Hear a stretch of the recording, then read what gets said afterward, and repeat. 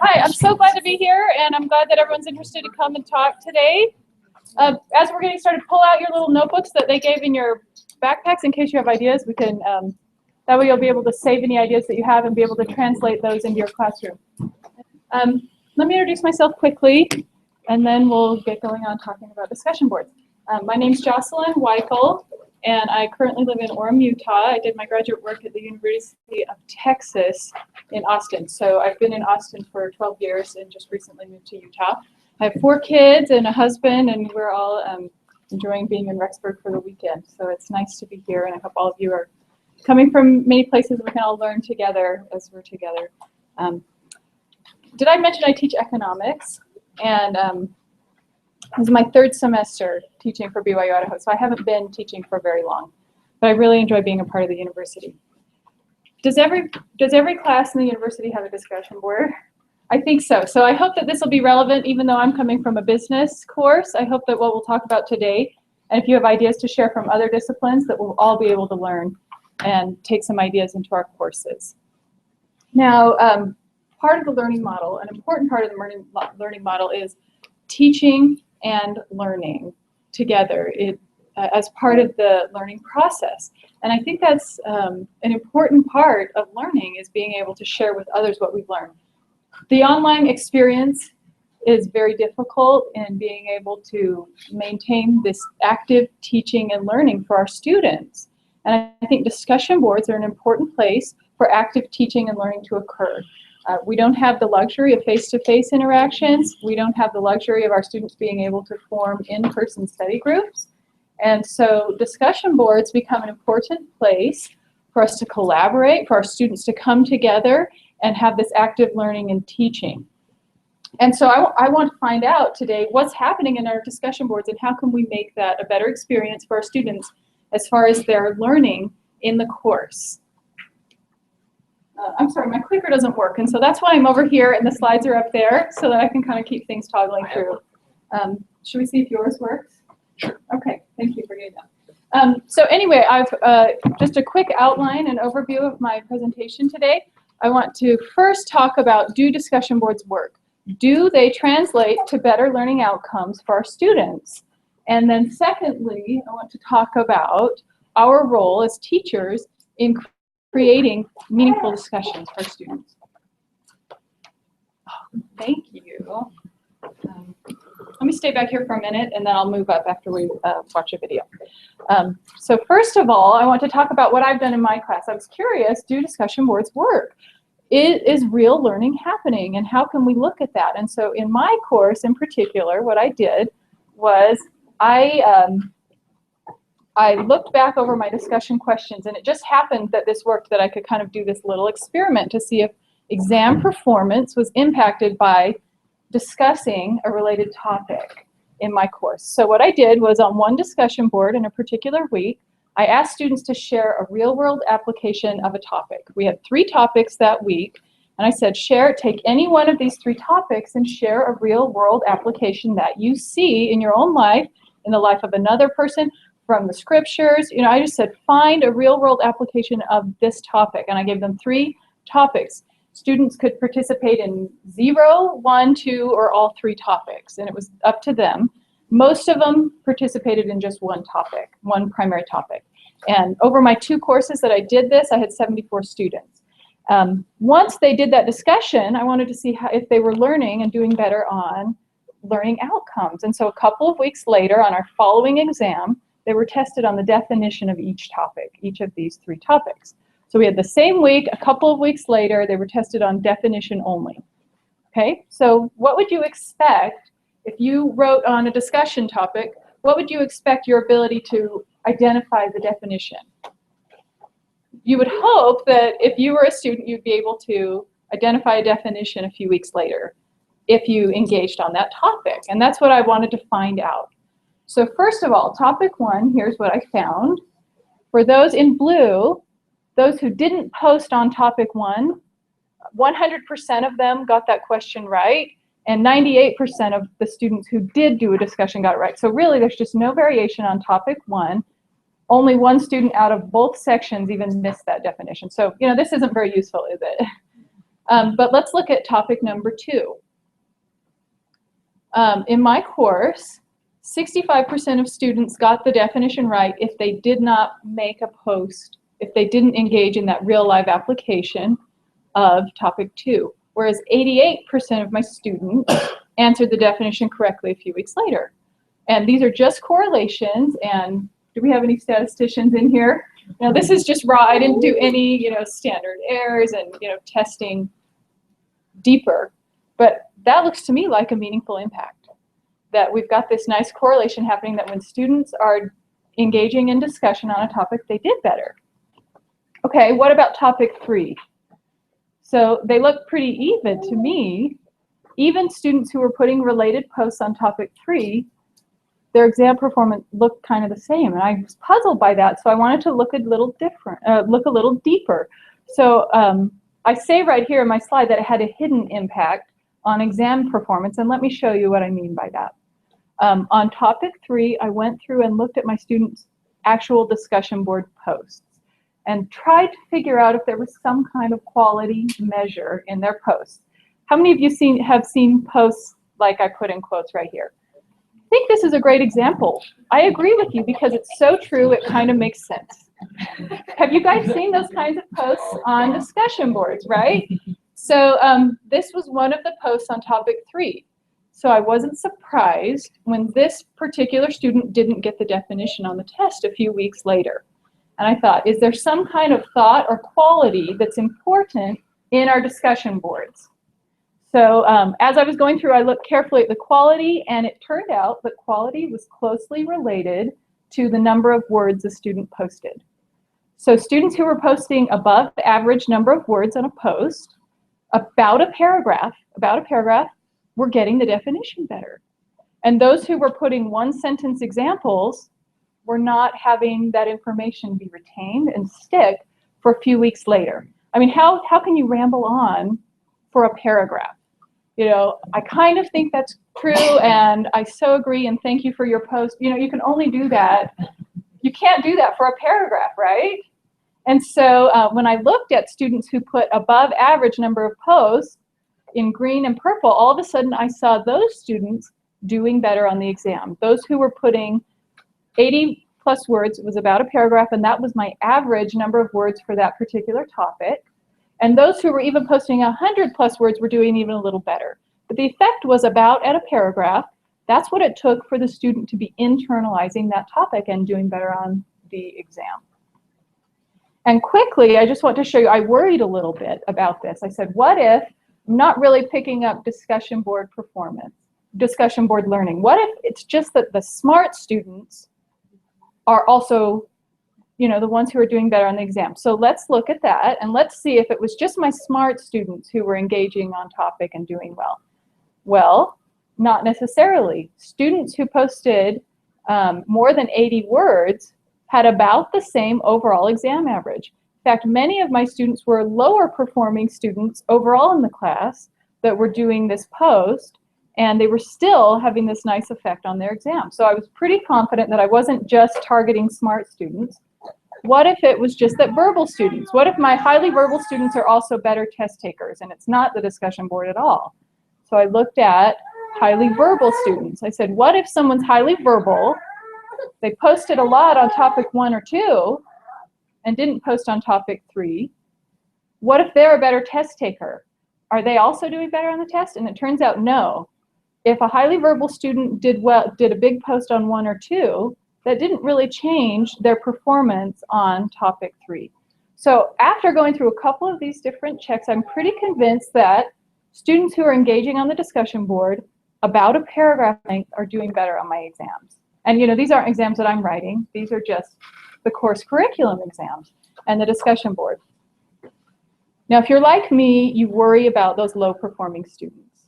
What can I as an instructor do to help my low-performing students do better in the course and have a better course experience and retain the information? So I wanted to find out, how are my low performers looking when they engage in the discussion?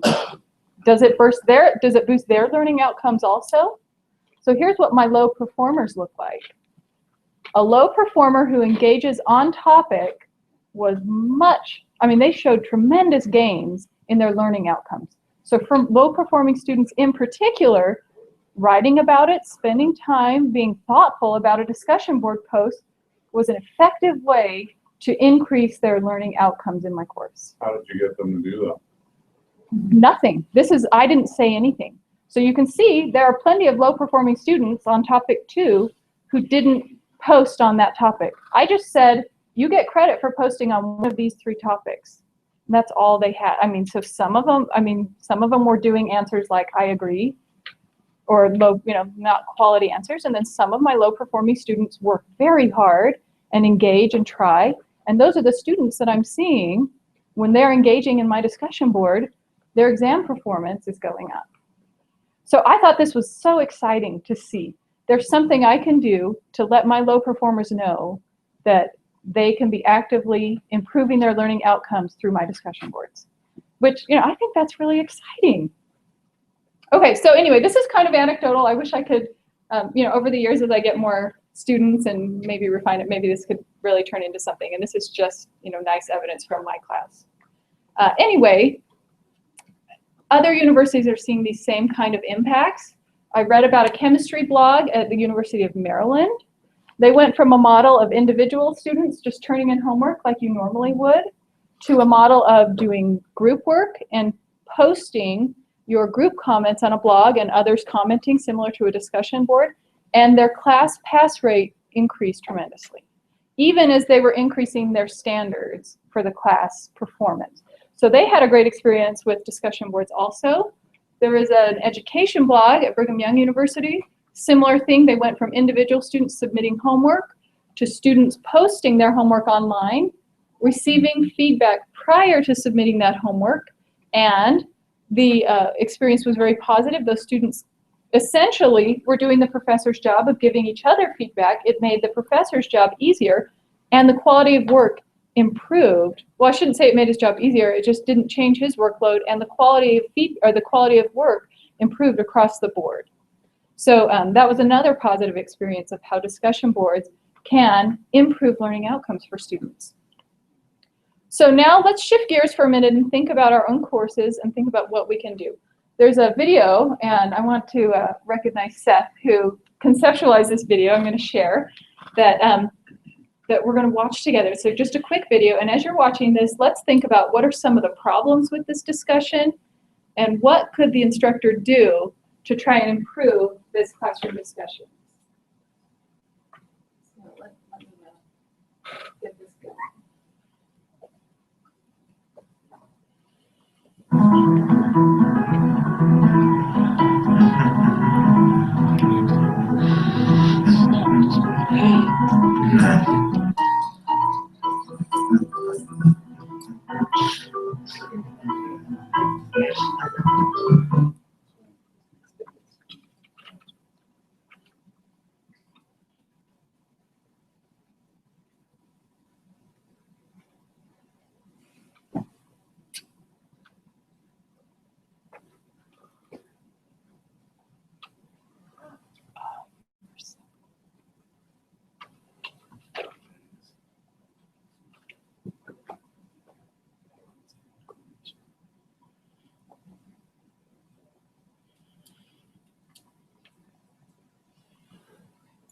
So remember, we're looking at what's wrong with the student interactions and what could the instructor do.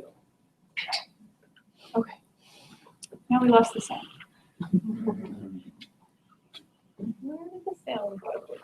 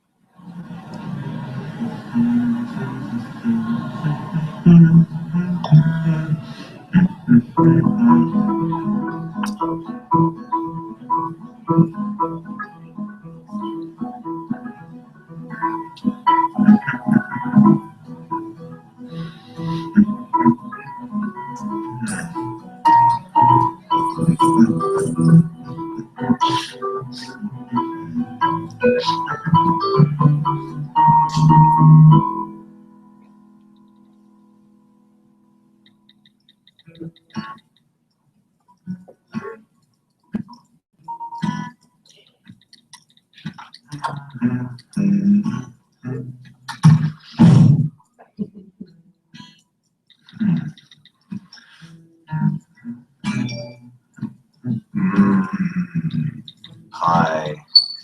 Right after I finish writing words, I'm gonna eat pie. I need pie.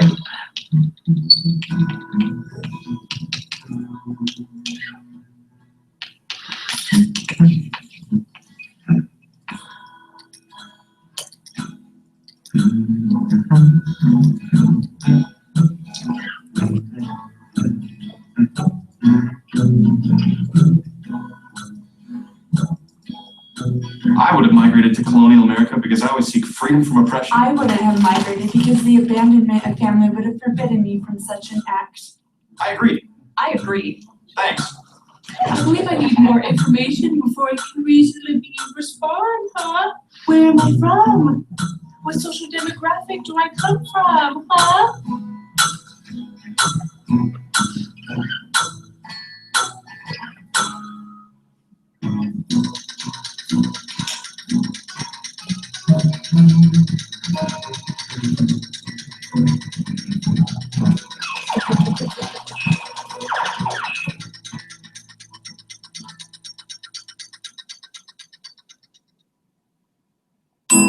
Five minutes left, it's time. This is my chance to shine. I believe the color yellow is used to represent cowardice. I thought that the color lemon was used to represent a lack of bravery. I believe that's what I just said, Carrie. Wow, great insight. I would have never thought of this. I agree. It reminds me of the time in my life when I was in a similar situation as King Richard. This time is so Just great comments, great. You guys are so awesome. I learned so much. I wouldn't want to be doing anything else in the whole wide world. I agree. Smiley face. LOL.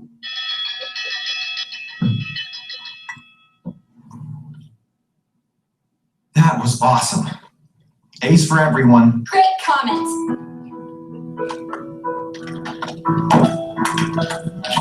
Sorry I'm late. I had a thing. But for obvious reasons previously stated, I want to migrate it. I agree.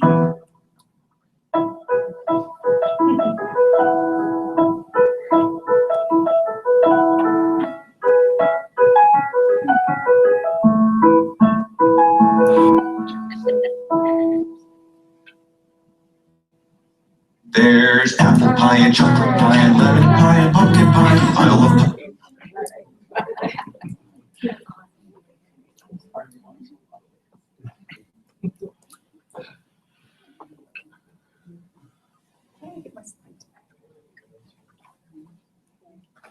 Okay, so what was wrong with that discussion? Did anybody, what were things? I'm going to come up to the front now.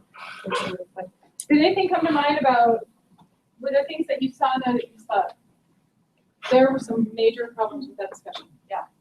This is something I commonly see students just trying to meet the bare minimum requirement just to get the grade. Yeah, just like make a post and that's it. Respond to posts. I agree. Right, right. And they were completely disjointed from one another, really. It was like they were just acting out of their own momentary need, and it just wasn't a discussion at all. Right, it wasn't a discussion, it was just a few words here, you know, very shallow student interactions, right? They weren't even looking at each other. Right, I like that visual, because they really don't look at each other, and how problematic that would be. right, yeah, I like that. So no follow-up extension post by the instructor, you know, to like push it, you know, and learn, get them to follow up or defend it. Right, so if the Just like instructor's totally kind of disengaged. checked out, then they really respond to that, right? They say, well, if I just make a post, great. I think it's also like the 5 minutes before, like I teach pathways and it's due midnight on Saturday at 11:50. I don't want to be on the discussion board at 11:50, but if I'm trying to interact with my students, that's the time that's like when 90% of the posts happen, is in that last hour on Saturday night at 11 o'clock. Right. So how do we improve that so there actually can be back and forth discussion instead of everyone just doing that, writing one post and, oh, there's 2 minutes left, I agree. Right, Before right. Before Yeah, we don't want to be a minor due Friday at midnight, same time, like 11:59, same thing.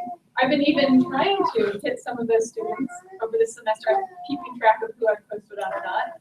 Some of the students, I just can't get them because I haven't stayed up till midnight. I've only been up till like 11:30 or something. So I've got to maybe stay up a little later. Okay, so here were some of my observations about student behavior. Students left early. So one student, the very first student, he made a post. He said, I would have migrated. The next person made a post and said, I wouldn't have. He said, I agree, and was out the door. Like, that doesn't even make sense what he was saying, right? Like, I would have migrated. No, I agree. I wouldn't have. I'm out the door. I'm checked out of this discussion, gone, right? Students leave coming late to the discussion. They don't get anything out of it if they're not having that back and forth with us as instructors, that back and forth with their peers. Students making comments for credit. One sentence responses, shallow student interactions, and sometimes off-track comments. I think we all see these problems, and now it's our job to think about what can we do as instructors to change that. Yeah. Yeah, huge thing is that the teacher and the students were distracted by Pinterest and Pi and Facebook, whatever else. They were babies, you know, and it's hard to be present with each other when you're all visually not in the same space. Yeah, I like what you say that, you know, sometimes students are just not going to be present. And is there something that we as instructors can do to make it so awesome that they want to be there and they want to engage, right? So we can't control their behavior, but maybe we can create some incentives for them to be there, right? Okay, so let's talk about the teacher. Any ideas about what this teacher could have done differently to maybe have a better experience for learning? Any ideas? Was there anything that just kind of was crazy about the way that instructor was handling the classroom? Yeah, well, this is just kind of starting from step one, but what he wrote up was very bare bones. There was no context for it or any motivation for the students to connect to it personally, so he could have given more context to the question. Right, absolutely. A short question with a yes, no answer. You know, that's like, so half of them are going to say yes, half will say no, but that doesn't really invite exploring the topic on a deeper level. Yeah, absolutely. When we're thinking of questions, we need to be thinking of things, you know, ways that the students can engage in those questions. Like, you know, I'll get to some tactics in a few minutes on how we can help make that initial discussion prompt more meaningful. Do any of you post multiple discussion prompts? I usually post 3 or 4 for students to engage on. I have a question. How many people get to design their own discussion posts? Oh, I mean, we don't, it's there. All we can do is like try and tweak it and be like. Some of my activities are not, some of them are pre-formed for my course, but we always have a discussion board every week where the instructor comes up with questions. Wow. Well, if you already have questions posed, they're probably good ones, and if they're not, Not then so you've much. got to start being active on the course improvement front. Start submitting deeper questions, and my experience with course improvement is that they're very responsive in trying to make those courses better. So I would suggest trying to do that, talking to others in your course. Okay, I saw some questions over here. Yeah. I was going to say, even before he posted the question, he wasn't prepared. Like, he showed up unengaged himself from the very beginning. He's scatterbrained, leaving his bag, you know. So he basically showed up just to post a question and let it go. So right. Class was already in session. They were there. They were ready, and he wasn't. And he wasn't. He could have been the first one there, ready for those students to come in. Okay, others, yeah. So I teach pathways, and there is already prompts given. I teach the international class. If I don't, I always respond to one of them and do a sample. Like, I give my own examples, I post my own pictures, I do a sample post that they can see. Because if they just see the prompts, the answers come back one sentence. Yes, I learned how to read scriptures great. Like, there's no need to it. So I have a discussion board post that I post first before anyone else on every board that answers one of the prompts and then asks additional questions of them, just to try to show them this is how you engage on the discussion board. I love that idea. I love that idea. Yeah. You know, I've noticed there's kind of a norming period early on where students, maybe that first week, they might get burned a little because they didn't really participate. But like he did, if you reward poor performance with max grades, then you reinforce this behavior. I can give minimal effort and it doesn't matter. So really what you're telling them, this discussion actually doesn't even matter. But if you have a rubric and you really adhere to that and give actionable feedback, then those students might get burned a little bit early, but those students who want to improve will know what to do over the subsequent discussions of how to improve their performance. Yeah, absolutely. A's for everyone, really. Yeah. And I have the same experience. The first couple of weeks, I just set the standard for my students early in the semester. Then they can perform that later on. Good. Okay. Well, I just wanted to know, so I teach also in the pathway program. We have rubrics that are set, that we use to grade the discussion board post. Is that true across the board? Does everyone have rubrics? Do they write their own rubrics? Because I think if we each had a rubric and it was, like one of the things I want to include in the pathway rubric is that they ask questions of each other. And that's hard to do when there are 3 different topics that they can post on, and I already have them in groups. And so they can't figure out who's posting to the same question. Does that make sense? And so I don't know if that's a course support, but you know what I mean? Like if you pick this topic question, then you're automatically assigned to this discussion group, and then that would facilitate greater discussion amongst students. Does that make sense? Yeah, my course is structured really different. Oh, it is. I wouldn't Okay, even see? know how to address that. Okay. But Yes. you might be able to say, I had the same experience in a course I designed, and I thought, oh, this is getting terrible. But I decided instead, group 1, focus on this question. Group 2, focus on this. And then when I'm reading it, it's more interesting for me. Instead of reading 180 posts about the same topic, I'm reading different insights from the different groups. Maybe that might help there be continuity between those groups and the discussions that they're having with one another. I just had a quick thought. Do you all know how to go into your course settings? So that when you, in talking about when you were saying, Alicia was saying, my questions are already preset and the instructions are already pre-given. Well, you can go into course view and customize your own course and do some things. You can't even do that. We can't. can, but we should not. Right. See, and sometimes I find minimal adjustments to my course very helpful for students, like clarifying instructions. Yeah, Something like we that. So I go in on a weekly basis and just do a little bit. I think even on Pathway, even just expand, like even just formatting those Yeah, questions on the yeah. discussion board would help. I don't know any Pathway teachers, but just formatting the questions because it's just like this It's huge hard long. to read, yeah. And my international students, they just see one post about, they see one person who posted about, they prayed and got an answer. Okay, that must be what we're posting about. So then they just go off that. They don't even read through because it's just a huge Too much chunk of information material. for the international. Yeah. Okay, we're gonna go on just because I wanted to show a couple more things. Here were my observations about what the teacher could improve. Not interested in students. No one mentioned that, and I think that's really important that this is a place where we connect with our students, right? If we don't connect with them on the discussion board, where does it happen? In personal emails, in phone calls? I think the discussion board is a very important place to be connecting, to validate our students and their efforts that they're putting in. So that's important that he wasn't interested, he wasn't present. The guidelines were general and vague, we said, and then the feedback that he gave. His only feedback to his students was, that was awesome, right? We as instructors can give feedback after the fact and tell our students how they're doing and what we expect that they could improve on for future years. Okay, so when I'm going in and grading, those first couple of weeks especially, I'm being specific about some things that I think they could do a little better on or why they're not getting the grade, the full credit for that grade. I'm specific and let them know, especially for international students, what's missing that I'm expecting. Okay, so first off, let's talk about what we as instructors can do. Sorry. What can we do?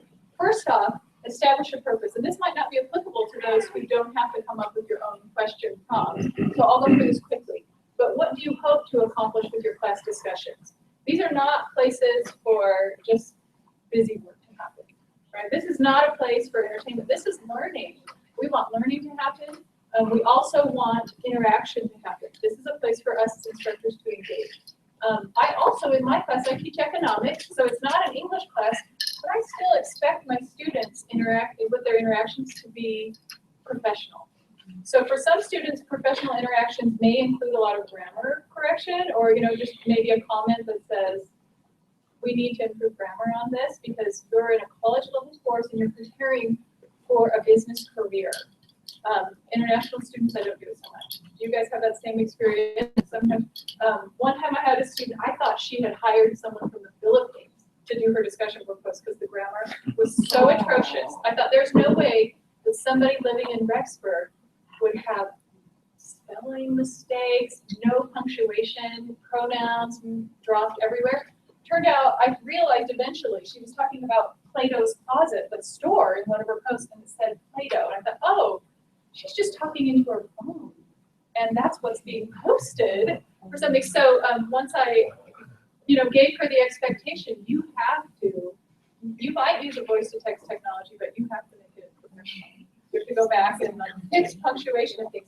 So I hold my students to a higher standard. Hopefully our discussions are developing thinking and improving understanding. And I think that can be done if we're encouraging critical thinking. The online teaching library gives great resources. So I want to refer you to the online teaching library. If you're looking for how to revise or refine your discussion board questions, these are some great question starts. They give you some ideas of what you could start with to help your students engage in material instead of just a yes, no answer, to be getting some critical thinking happening. Okay, what about our instructions to students? How could we make our instructions not so vague? How could we give them better expectations for what they need to do a good job? So this is just a hypothetical of instructions that could be given to students. 2 sentences, but is there anything that we could do before the discussion even starts to improve the instructions given to our students? What do you guys do in your course is to set the expectations ahead of time so the students know what to expect and what they need to do. Ask them to, if they make a point, to support that point, either with a real life example or something from the lesson that they've read. So not just a 1 sentence, they have to support and defend their answer. Yep. Good. So you let them know that's what you're looking for ahead of time. Good. Yeah, And just to add upon that, then they have to end with a question, something they either further want to understand or to pose it to the rest of their group or to classes in general. And I like look that. for other ways to respond to those questions in their classes. I like that. To end with a question. Yeah. Well, I was gonna say, I send a video out at the beginning, kind of like what she gave example, but I send a video out telling them what I expect from the discussion board, how they should do the discussions and those kind of things, so they can actually hear, and I actually show in my course the instructions, and then I explain the instructions and what they need to do. So hopefully that helps them understand that as well. Yeah, I like that. We need to set the expectations for students. So this is, bare bones.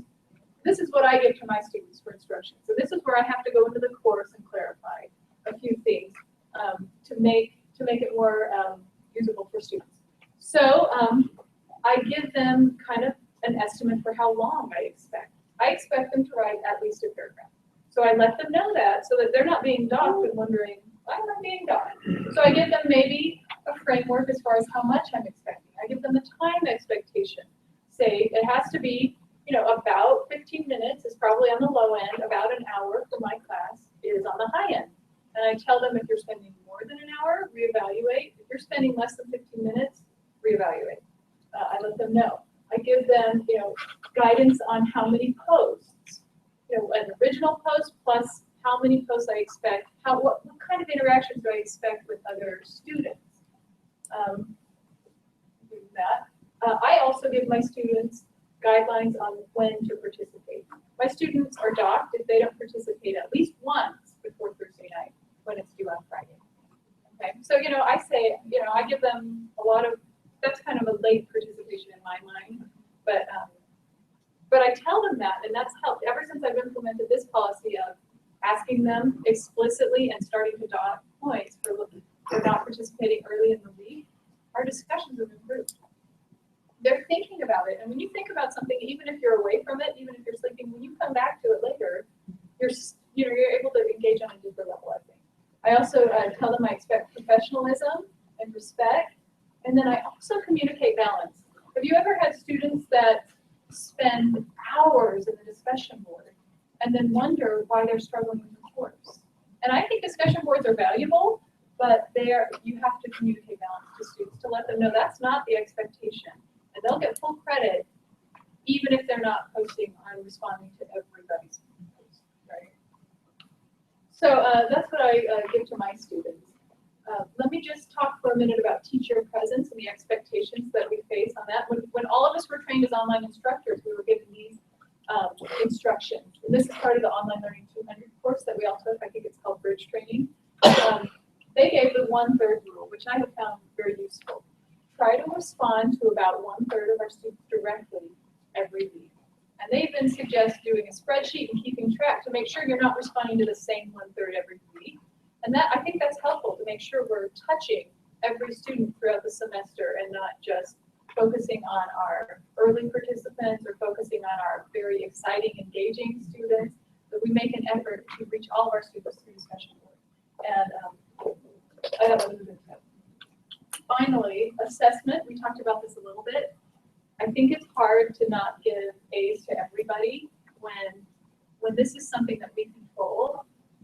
If my exams are written for me. If they don't do well on the homework, then it's auto-graded. And this is one area where I can help them, increase their grade. And so it's hard for me to penalize a student who's not performing. If I penalize early and with an explanation of what I'm expecting that could improve, inevitably students reach the standard and improve. So I'm a believer in not letting students slide by with an A. And I leave a comment for any student who doesn't participate that week and say, we missed you. I noticed that you weren't in the discussion this week. When I'm giving that 0 grade, I leave a little comment that says, hey, I want to see your comment next week. All right, any other ideas before we close? Any other positive things that you guys do in your discussions that you think, this is working and everyone should know about it? Okay, yeah. So I teach Pathway as well, and they're required to do their initial post by Wednesday and their final post by Saturday. And inevitably, especially the beginning of the semester, you have tons and tons of posts Wednesday night and tons of posts Saturday night and very little in between. So one week I noticed that 2 of my really struggling students had posted first thing Monday morning. And I thought it was great, and I wanted to, reward that behavior, but sometimes I find that it's great to tell something to someone that's good about them, but sometimes it's even better to compliment them in front of other people. It makes them feel better. And so I just, in my email, I do emails 2 or 3 times a week, and I just said, I love how Vanusa and Guillermo have already posted, and that really makes the discussion go better. By Monday night, 15 other people. Do you know what I mean? Because it made those 2 feel good, but then that recognition, this is what we should be doing, made everyone else. So I think sometimes even just a little reminder of, I loved how this person shared scriptures, and then all of a sudden everyone's sharing a scripture, and it's a little more meaningful. I like that. I like that a lot. Yeah, and it shows the students that you're watching. You're watching from day one, and you want to be engaged if they'll engage with you from day one. I really like that. It's a good idea. What else? I saw another hand. Something that people have experimented with in the fundamentals of writing 101 is, and I'm already moving into a different area, but using like Wikle or some little audio component to actually give an audio response. Not entirely, but just, and even encourage students to do it sometimes. It's almost like, this is fun, let's try this, and they can actually maybe say more. I like that idea. Just this morning, I was riding the shuttle van up to campus, and I asked the driver, hey, have you taken any online classes? What do you like about them? What don't you? And he said, I don't like the discussion boards because I'm a verbal person. The discussion boards are really hard. We as instructors are kind of stretched thin, aren't we? Like, we can't just spend our whole day making nice little video recordings and doing this. So sometimes I'm like, oh, not another added layer. But when he said that would make a difference for me. I thought, that's something I could probably do. I could post more visual things. I could do little verbal things that would really engage the students. Okay. I'm wondering, he actually likes discussion boards more than he's willing to admit. He probably does. He just doesn't like the island discussion board, but I bet he likes Facebook and Twitter. But there's a lack sometimes of emotional intelligence with one another on a discussion board, right? If you sent a comment to me and it was meaningful, I'd say, hey, thanks so much for that comment, or can you explain more what you meant? Saying I agree is really dismissive, and so people don't feel like we're connecting with one another. If they don't feel that, then they feel like, oh, this is a complete waste of time. Particularly if the instructor is not engaged, and that's a message oh, I don't need to engage either because it's a waste of time. And then they hate it when they're slapped with an F at the end of that, you know, When we didn't set the example. yeah. I know, I love what Victor said about they have to back up their point. I try and do the same thing for my students. Instead of saying, I like what you said, I say, I like what you said. Here is what touched me, or here is what I think is useful for life. You know, back up our own comments is a good standard to set for ourselves. Well, I hope that you've learned anything today. I hope that you'll be able to take some of these ideas that we've talked about and feel like you can have better discussions, better learning for your students in your discussion boards. It's my experience that when students are speaking, so to say, on the discussion boards, they're having a better learning experience, they're having better connection with me, and hopefully they're able to take that learning and experience on with their lives. Appreciate you being here, and I leave these thoughts with you in the name